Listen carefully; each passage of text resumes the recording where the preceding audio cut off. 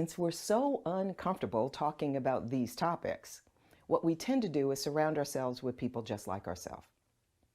So if I'm a baby boomer, and baby boomers hang out with baby boomers, millennials hang out with millennials, Gen Xers and Gen Zs, the same thing.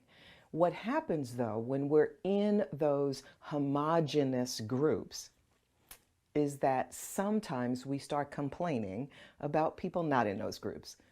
In other words, we talk about the other, those folks that are not part of who we are.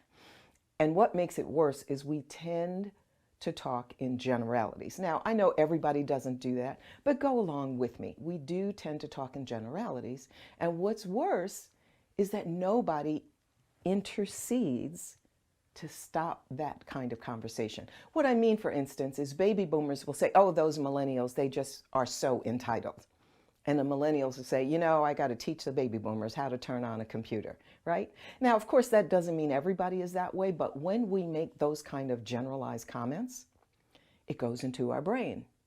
And it stays there until we need to make a decision about people in that particular group. Now, on the screen, of course, you see many different categories of how we end up being the us and them syndrome. And there are many more. One of the things that you can do right away is when you hear people making these very generalized statements is be willing to disrupt the biased comments. And what I mean by disrupt is simply ask a question. Help me know why you think that. Gee, that's not my experience, because sometimes just asking the question will cause people to think and help them get out of their emotional thinking, which is where that comes from, and get more into their cognitive thinking.